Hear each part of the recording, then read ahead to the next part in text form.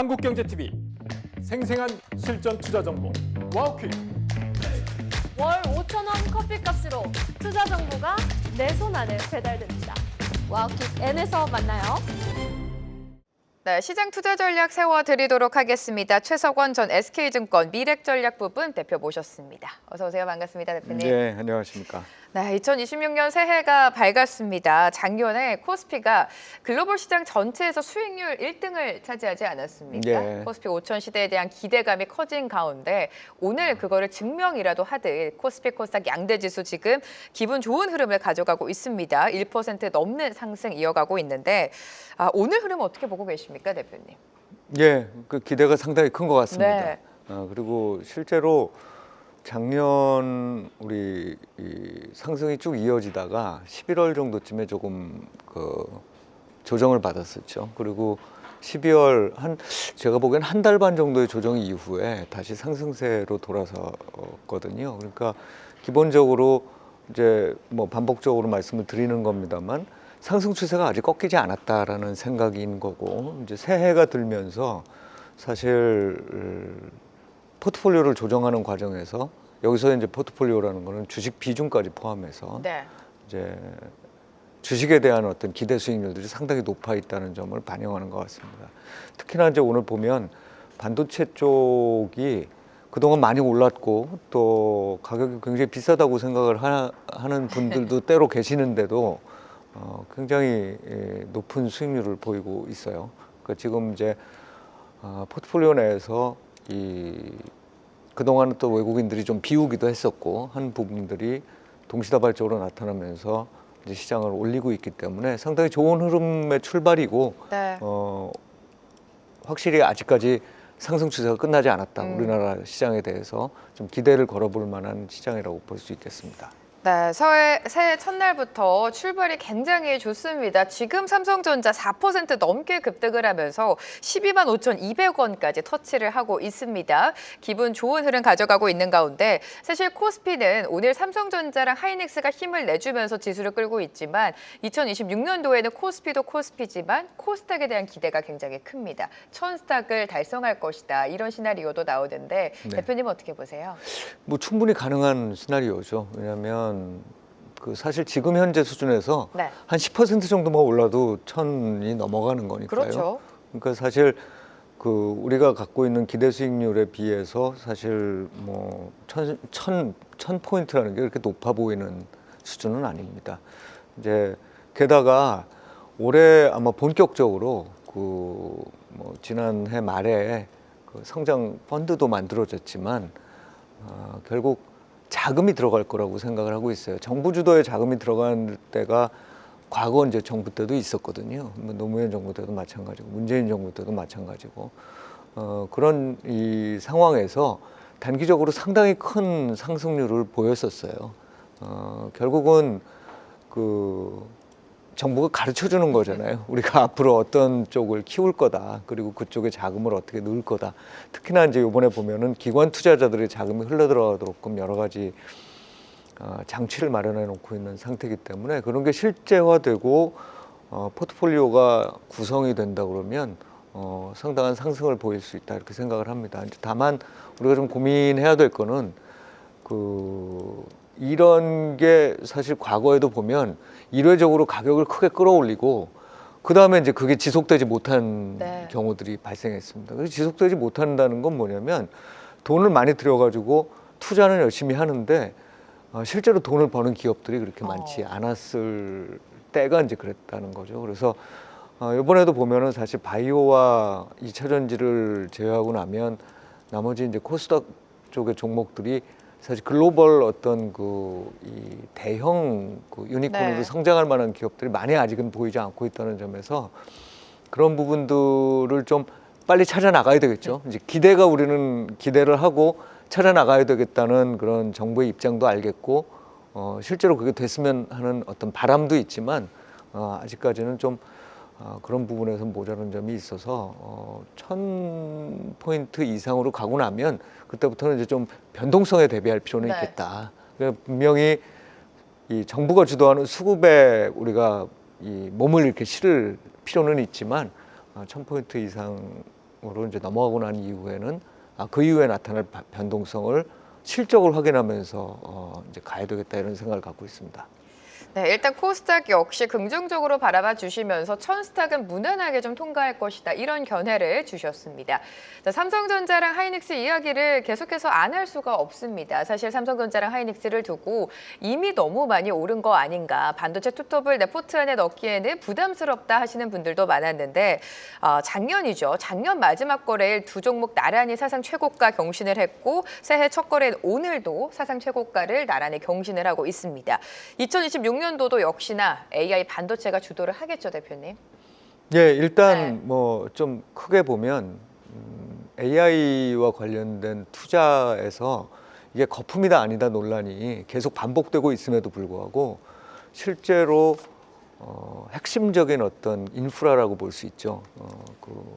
이 반도체의 경우에는 네. 꾸준한 수요가 이어지고 있다는 걸 우리가 알 수 있어요. 그리고 여러 측면에서 이제 이 단계가 초기에는 어떤 단계, 또 AI의 그 다음 단계에서는 이게 더 수익화되는 단계 이런 것들이 쭉 진행이 되는데 그 모든 과정에서 반도체가 대단히 큰 수요를 갖게 된다는 걸 우리가 이제 계속 확인해 나가고 있고 그게 실적으로도 나오고 있어요. 그래서 지금은 이제 12월 달 지났고 작년 4분기 실적에 대한 기대감들이 아주 굉장히 높아진 상황이라고 볼 수 있겠습니다. 그래서 제가 보기에는 올해 상반기는 여전히 반도체가 계속 특히 우리나라에서는 반도체가 계속해서 주도하는 장이 될 거라고 생각을 하고 있고 다만 이제 하반기가 돼서 중간에 상반기에 가격이 얼마나 오르느냐 그 다음에 이제 올해 중반 정도쯤 됐을 때 이런 지금은 사실 계속 그 디램 가격이나 이런 반도체 가격이 오르고 있는 상황이었잖아요. 그런데 거기서 이제 어떤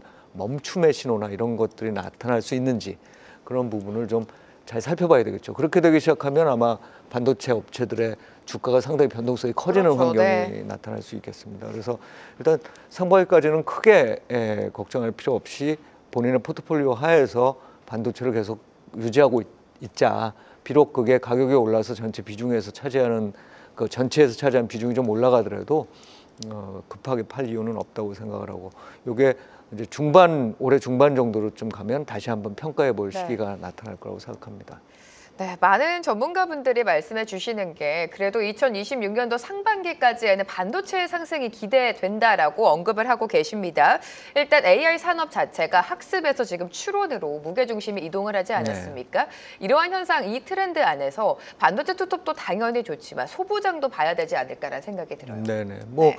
그 추론뿐만 아니라 이제 소재 부품, 장비 이쪽의 수요들이 좀 늘어날 거예요. 일단 초기 단계에서 물론 이제 소재 부품 장비가 반도체 쪽에서 안 올랐다는 건 아닌데 굉장히 빠른 속도로 지금 그 반도체 투탑이 올라간 거잖아요. 이제 그 이외에 이제 앞으로의 수요가 눈이 옆으로 쭉 확장이 되면서 예를 들어서 이제 추론화가 되면서 전력과 관련된 효율화라든지 아니면 레이턴시 문제에 있어서의 어떤 이 단축이죠. 시간 네. 단축 그런 부분, 네트워킹과 관련된 부분 또 이 공정에 있어서의 테스트 부분 이런 것들이 다 이제 동시에 관심을 받을 수밖에 없는 상황으로 갈 겁니다. 그래서 지금 코스닥 시장의 1000스닥 얘기를 할 때 이제 1000포인트를 넘어간다고 생각을 할 때 지금 현재 비중이 상대적으로 뭐 가장 큰 거는 아니지만 그 반도체 소부장 쪽이 어찌 보면 좀 이 1000포인트 이상을 끌고 가는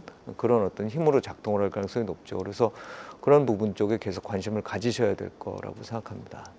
네, 소부장 역시 실적 개선이 기대가 된다라고 언급을 해주셨습니다. 우리가 지금 반도체에 대한 기대감을 키우는 대표적인 이유 중에 하나가 수요단이 증가를 하면서 결국에 실적 아니겠습니까? 네. 반도체 기업들의 이익, 실적이 상향될 것이다라는 이야기가 나오고 있는데 사실 방산도 그렇고 조선도 그렇고 실적에 대한 기대감은 유효하지 않습니까? 이 두 섹터에 대한 전망은 어떻게 보세요? 네, 올해 중에 그러니까 작년 중이죠. 작년 중에 실적이 턴어라운드 되고 올라가고 또 우리나라 기업들의 글로벌 경쟁력이 확실하게 좀 인정이 되고 인식이 되고 또 특히 조선 같은 경우에는 미국과의 어떤 협력 관계 속에서 마스가가 어떤 수혜를 줄 수 있다는 기대까지 더해지고 방위산업 같은 경우에도 마찬가지로 이건 이제 미국과 우리나라의 어떤 관계라기보다는 전체적으로 사실 그 자주국방을 얘기하는 곳들이 많아지지만 가장 경쟁력 있는 무기를 만드는 우리나라 같은 경우에 어떤 수혜를 볼 수밖에 없는 환경이었다는 겁니다. 그래서 실적은 계속 좋아질 거예요. 그런데 조금 이제 어떤 부분은 생각해 볼 필요가 있냐면 그런 것들을 미리 반영해 가지고 작년 한 3분기까지 주가가 많이 올랐어요. 그러고 났더니 4분기 동안에 조정이 이루어졌고 지금도 사실 조정이 좀 이루어진 상황이라고 볼 수 있습니다. 오늘 방산업체들은 조금 오르는 모습을 보이지만 조선업체들은 여전히 좀 부진한 맞아요. 상황이죠. 이 구간을 좀 통과해서 실적이 작년 실적도 그렇고 올해 실적이 상향 조정되는 모습을 실제로 보면 그러면 제가 보기엔 다시 이제 반도체 이외에 이제 조선 방산 같은 것들도 오르는데 이제 그럼에도 불구하고 작년과 같은 상승률을 기대하기는 좀 어려운 그런 상황으로 봐야 되겠습니다. 그래서 포트폴리오 내에서 네. 시장 비중만큼을 갖고 있는 거는 좋지만 이거를 굉장히 많이 오버해서 비중을 갖고 가는 그런 상황, 그렇게 됐을 경우에는 사실상 초과이익을 얻기가 좀 어려울 수도 있겠다. 그래서 이 조선과 이 방산 같은 경우에는 시장 중립 정도의 의견.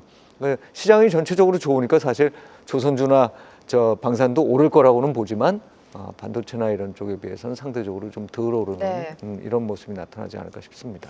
사실 오늘 시장만 보더라도 시장이 굉장히 상승 흐름을 가져가고 있는데 조선주의 하락이 굉장히 아쉽습니다. 반도체의 수급 쏠림 현상이 강하게 이뤄지는 가운데 방산과 조선 실적 물론 좋지만 작년만큼의 상승을 기대하기에는 제한적일 수 있다라고 체크를 해주셨습니다. 자, 원달러 환율 이야기도 좀 해봐야 될 것 같은데 네. 원달러 환율이 올해에는 좀 진정이 될 수 있을지가 궁금하고요. 환율의 움직임에 따라서 외국인의 수급도 물론 영향을 줄 테죠. 기본적으로 환율이 그 상승하고 있는 흐름인 거는 맞는 것 같아요. 그러니까 사실 이런 정책이 계속 아주 있죠. 나오고 네. 있는 거기도 하고 또 정책의 강도도 점점 강해지고 있는 것 같기도 하고요. 또 우리가 지금 이제 살짝 좀 관심에서 멀어졌지만 미국에 대한 투자를 또 계속 진행해야 되잖아요. 그러면서 아마 상당한 정도의 달러 수요들이 필요할 거다. 이렇게 달러 수요가 지속되면 환율은 좀 올라가는 방향일 거다. 그리고 이 뭐 정부에서 자꾸 이 서학개미에 대한 얘기를 해서 좀 그렇긴 합니다만 어쨌든 크게 보면 자금의 유출이라는 게 꾸준히 있었거든요. 이제 그 자금의 유출 부분이 단번에 돌아오기도 좀 어려운 상황, 이런 것들을 다 감안해 보면 좀 오르는 상황인데 어쨌든 중요한 건 정부가 이제 나서서 이 국내 투자의 유인을 좀 높여가는 방향으로 물론 단기적으로 세금을 뭐 깎아주고 뭐 또는 세금 혜택을 주고 이런 부분만으로 이게 다 해소되지는 않겠지만 네. 한편으로는 우리가 또 밸류업과 관련돼서 그 거버넌스 개선이라든지 주주 환원율의 증가라든지 이런 정책들도 같이 하고 있으니까 이게 맞물려서 조금이라도 그 속도가 좀 늦어지게 되면 환율이 좀 오르더라도 그래서 균형점이 예를 들면 뭐 한 1,500원쯤 되더라도 작년처럼 어떤 불안한 상황은 아닐 거라고 봅니다. 이제 그렇게 보면 외국인들 입장에서도 환율이 큰 이슈는 되지 않을 것 같아요. 결국 외국인들이 막 팔고 나간다는 건 한국이 정말 이제는 이게 그 달러의 움직임과 무관하게 원화가 막 약세야 이렇게 생각을 하면 좀 팔고 나가겠죠 사실. 그런데 그런 상황으로 전개되지는 않을 거라고 보고 있습니다. 그래서 환율 쪽에서 압박을 주는 이런 현상은 아주 일시적으로만 나타나지 시장 전반의 어떤 움직이는 힘은 아닐 거다 생각을 하고 있습니다. 네, 환율 안정이 최우선이겠지만 작년만큼의 환율의 급등은 또 나오지 않을 수도 있다라고 언급을 해주셨고요. 또 긍정적인 게 오늘 외국인 투자자가 거래소 시장에서 물량을 던지는가 싶었는데 또 매수로 돌아선 상황입니다. 앞으로의 외국인 수급 동향도 체크를 해보도록 하고요. 자, 작년에 국내 증시를 이야기할 때 정책 모멘텀을 빼놓을 수가 없었습니다, 대표님. 네네. 정책에 대한 기대감 속에 코스피 지수 랠리를 이어갔었는데 이 3차 상법 개정이 사실 지연이 되면서 기대감이 많이 축소가 된 것도 사실입니다. 네. 올해 통과가 된다면 지주사라든지 뭐 금융이 될 테고요. 증권주 다시 한번 슈팅이 나올 수 있을까요?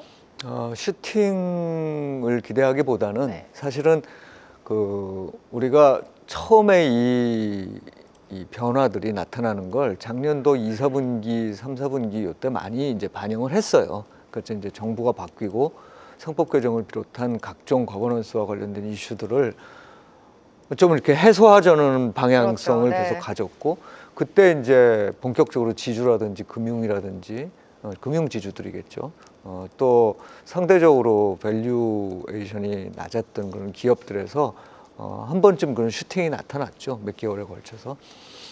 그런데 사실 이 얘기는 그러니까 이런 어떤 거버넌스 선진화와 관련된 얘기는 궁극적으로는 기업이 이런 제도적인 변화나 아니면 이 투자 문화의 변화에 따라가 줘야 되는 겁니다. 그래서 이 자사주 매입 소각이라든지 이런 부분들도 확실하게 진행을 해주고 또 배당 성향도 높여주고 네. 또 각종 의사결정에 있어서 대주주가 아니라 일반 주주의 이익을 좀 우선시하는 그런 모습들을 차근차근 보여주면 이제 그런 데들이 또 인정을 받기 시작하면 이게 확산이 되는 과정인 거죠. 그래서 분명한 건 이런 과정이 진행이 되고 나면 우리의 밸류에이션은 한 단계 굉장히 높아져 있을 거다. 지금 사실 PBR 기준으로 한 1.4배 정도 좀 이제 그거 넘어가고 있는 수준인 것 같은데 이게 글로벌 선진국 평균 대비해서 굉장히 낮은 거예요. 그러니까 아직도 일부 우리가 반영을 했지만 남아있는 길이 많습니다. 그래서 그 남아있는 길이 있다는 건 굉장히 긍정적인 부분. 다만 그게 일거에 다 반영될 거다 이렇게 보는 거는 네. 너무 급한 생각. 여기서 이제 또 우리가 균형을 잡아야 되고 또 선진국 평균까지 가기에는 우리가 넘어야 될 산이 한 두 가지 더 있어요. 하나는 환율 문제 아까 우리 논의를 했는데 우리나라 통화가 사실 유로화라든지 일본의 엔화에 비해서는 아직 국제화된 통화라고 보기는 좀 어렵습니다.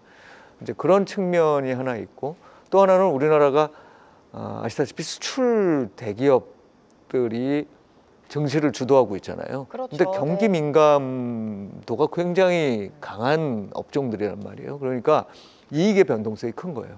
그 내수가 강한 나라들은 이익 변동성이 상대적으로 그보다는 낮습니다. 이제 그러다 보니 외국인 입장에서 봤을 때는 자꾸 이제 변동하는 그런 상황이란 말이에요. 그래서 그게 어찌 보면 또 디스카운트 요인이기 때문에 선진국 평균까지는 가지 않을 거다. 가기는 좀 어렵다 아직은. 그런데 적어도 선진국 하단까지는 가야 되지 않겠습니까? 그죠? 이제 그래서 한 5천쯤 우리가 생각을 하면 네. 이 PBR 기준으로 한 2 정도 수준까지 이 근처까지 우리가 가면은 우리 이익 규모를 생각해 봤을 때 또는 자산의 규모를 자산 증가 이 속도를 생각을 해봤을 때 충분히 가능한 정도 수준이 아니겠느냐. 그렇게 기대를 하고 우리 이 상법 개정을 비롯한 거버넌스 개선을 네. 보자. 이렇게 말씀드릴 수 있겠습니다.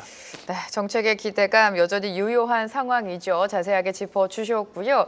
자, 앞서서 코스닥을 말씀해 주실 때 천스탁 2026년도에 그래도 무난하게 달성할 수 있다라고 긍정적인 시나리오를 주셨습니다. 자, 그렇다면 코스닥 안에서도 우리가 특히나 눈여겨봐야 될 업종이 있겠죠, 대표님. 네. 어떤 거 보고 계십니까? 아까 말씀드렸듯이 네. 반도체 소부장이 일단 첫 번째일 거고요. 그 다음에 바이오 관련된 바이오. 주가들의 이제 단기적인 흐름들을 좀 잘 살펴봐야 될 필요가 있겠습니다. 이제 다만 바이오 관련해서는 이 실적 안정성이 이제 좀 중요해요. 신약 기대나 뭐 이런 부분들이 좀 확실해서 그게 실적으로 연결되는 데들은 이미 주가가 많이 오르고 있거든요. 근데 그게 바이오가 이제 좋다고 말씀드리면 그냥 이것저것 바이오들이 다 한꺼번에 가는 현상을 우리 과거에도 경험을 했었는데 여기서 옥석 가리기가 잘 진행이 돼야 되는 부분이다 이렇게 생각을 하고 2차 전지와 관련해서는 사실은 약간 좀 우려스러운 부분들이 작년 말에 뉴스가 있었죠. 그쵸, 악재가 많았죠. 네, 이제 그런 부분들을 바닥이라고 생각하시는 분들도 있는데 우리가 이런 측면에서 고려를 해봐야 되겠죠. 벌써 몇 년 전에 있었던 이 2차 전지의 붐이라는 게 각종 계약 수주 이런 걸로 이어졌는데 그게 실제로 그만큼의 수요가 따라가지 않으니까 이게 이제 다시 무산이 되는 현상들이거든요.